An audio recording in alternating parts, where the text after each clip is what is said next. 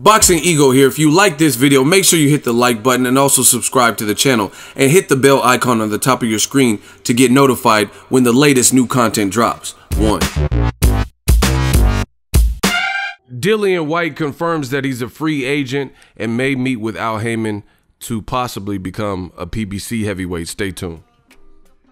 What up, Fight World? It's your boy Ego, and I'm back with some more boxing. Make sure you smash the like button. Also, subscribe to the channel for the latest and greatest in boxing. If you want to become part of the gang notification gang, please hit the bell icon. Shout out to the super chats, channel donations, the Venmo donations, and the Patreon family. We working. Now, the link is in the description. FIGHTHYPE did an interview with Dillian Whyte. And I'm actually in Las Vegas. I haven't come across Dillian Whyte. Actually, I haven't went to the media room, the media center yet, because I'm staying in the MGM, as you guys know. So, you know, there's no reason for me to go to the media center unless I'm trying to. It's usually the media center is there to work, like, you know, get your laptop, and then sometimes fighters pop in, Paulo Malignaggi, or in this case, Dillian Whyte. So, you know, I could just work from my room. So I haven't really been out there, but there's an interview. And Dillian Whyte, he's here for the BRONER-PACQUIAO fight, which, you know, opened the floodgates. People like, oh, you know, was there a matchroom fighter who is, you know, going to a PBC event and he's from overseas? You know, he's from the UK. And he said some very interesting things. You guys could watch the full interview in its entirety. I just kind of want to paraphrase some of the things he says. He says he's done good business with Eddie Hearn, Matchroom.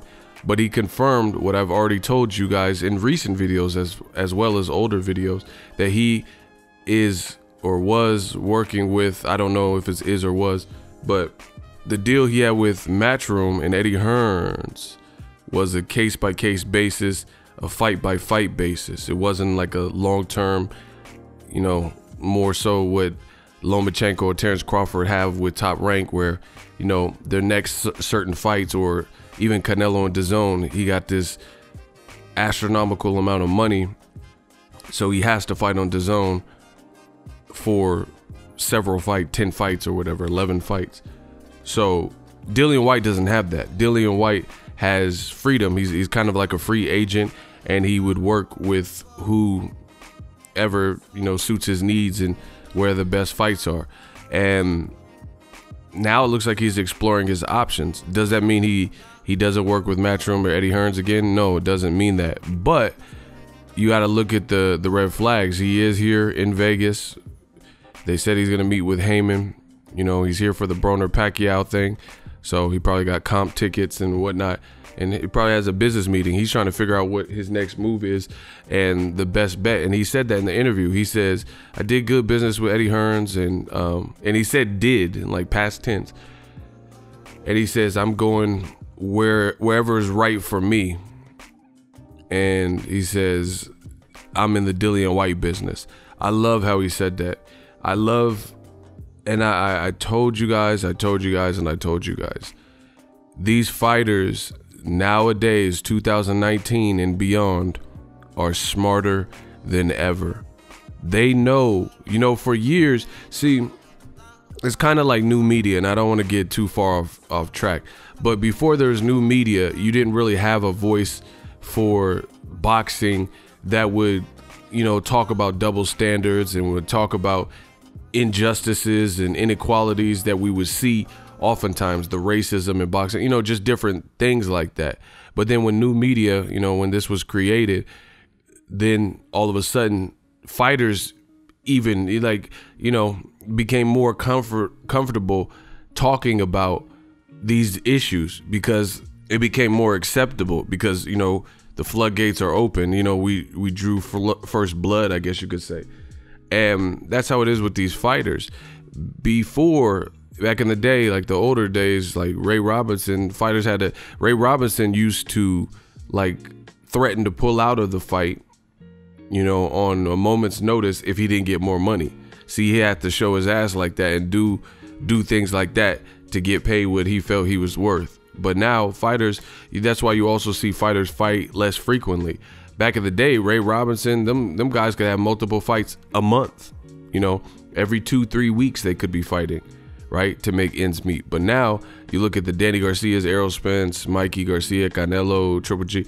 These guys fight probably 2 times a year, unless you're like, you know, Shakur Stevenson, Teofimo Lopez, Devin Haney, somebody who's just kind of on the come up, and you know you're on a tear and you're trying to get the experience. But the elite level like champions and stuff, they're not fighting that much, and it's because there's so much money that they can make in 2 years and go through less training camps, etc.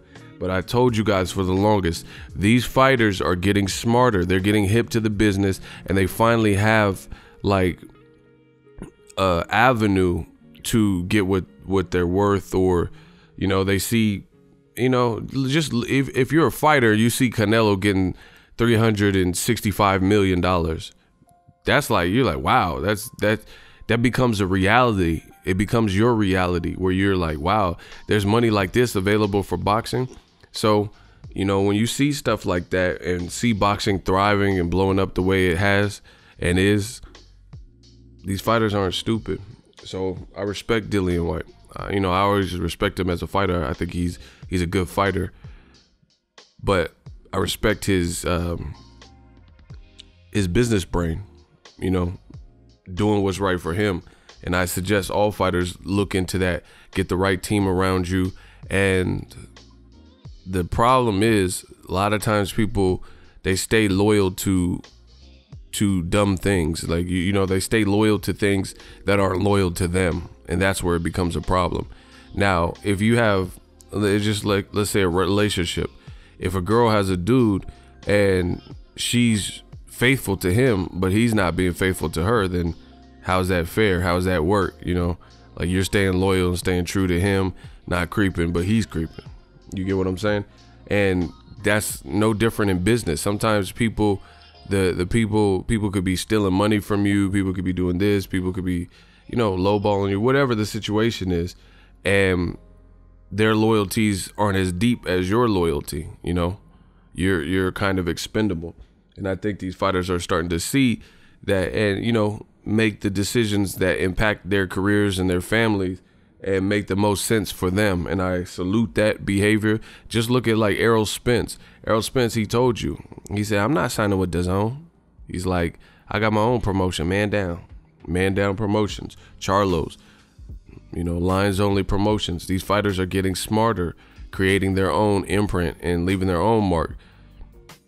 You know, BRONER, to his credit, he did this before a lot of guys, about billions, right? And then he have like a crew of guys from the Midwest, or, you know, people he came up with that he wanted under his squad. So Mayweather, he's actually one of the first people to do this too, you know, Mayweather Promotions. And he had more freedom. As soon as he left Top Rank, he started making more money than he's ever seen in his whole entire career. So I salute that. Be your own boss. I respect Dillian Whyte. Lastly, this is a bad look for DAZN. This is a bad look for Eddie Hearns. If they let an action fighter, you know, like Dillian Whyte, and a good fighter, they let him get away, because their last fight, Dillian Whyte versus Derek Chisora, was on Showtime. So maybe that opened up the network of communications or whatever. And, you know, this is just me speculating, but that has to probably show Dillian Whyte something. Like, yo, Eddie Hearns, his cash cow, AJ, they're doing anything. And he even said this. He says that AJ's saying whatever to the media, but he don't want to fight the top guys. And he said, I understand it from a business aspect, because why would you want to fight a dangerous fight when you could fight, you know, just a middle of the road dude and still make a ton of money? But he said it's not right, you know, it's not what the sport needs, basically. And the thing is with Eddie Hearns, like, he has this DAZN he's been pumping, and then you let Showtime outbid DAZN, and the fight wasn't even on DAZN. So, you know, it looks like, to me, that's kind of a bad look for DAZN. They spent all this money on Canelo, but then for Dillian Whyte's fight, they didn't have it on DAZN, you know, and he was working with Showtime for the U.S. distribution. So it's very interesting times to me. You know, this will be a knock And I think a lot of this may have even stemmed from whatever offer Dillian Whyte received, because he did an interview, I think it was with Talk Sport, where he said he got offered less money for an AJ rematch than he made versus Derek Chisora. And that makes no sense, especially if you were talking about scaling Wembley up to 100,000, etc. Why would he get less money for a fight like that? So, you know, I think Dillian Whyte might have even looked at that as this is just me speaking on behalf of what I think. He might have looked at that as like a spit in the face. Like, really? I've been your junkyard dog, your guard dog. I was willing to fight Wilder when you were trying to protect AJ. I fought Joseph Parker, a former champion, as soon as you called. You know, I always take the fights. Derek Chisora, I take the fights. You're making all this money. And then I want to rematch Joshua, but I also want to get compensated for it because a lot's changed since the first fight. So if he got lowballed, you know, that could have been the straw that broke the camel's back that made Dillian Whyte start looking at other options. That's what I think happened. You know, they're like, oh, really? You're going to give me this amount of money for AJ? All right. And then now, you know, since he is a case-by-case, fight-by-fight basis, he probably looked at it like, all right, let's see what the options are. That's just my theory. Let me know what you guys think. Drop your thoughts. Salute to Dillian Whyte for, you know, just getting on his business shit and trying to do what's right for him and his career. And again, this is going to be a bad look for Joshua, in my opinion. If Dillian Whyte goes over to PBC, you know, what is Joshua's next 2-3 fights going to look like? You know, because there's no guarantee that these PBC guys will actually go over to DAZN and help the Eddie Hearns vehicle or whatever. So very interesting. We'll see how this plays out. Drop your thoughts in the comment section. Make sure you smash the like button as always. Hate, comment, and subscribe. Till next video is Ego signing off. So if you enjoyed this video and want more content like this on the channel, you can show your appreciation by going to the PayPal donate button or the YouTube support button. And you can donate any amount that you feel is equivalent to the value of this video. Much more to come. Thank you guys for your support. Boxingego, the future of boxing.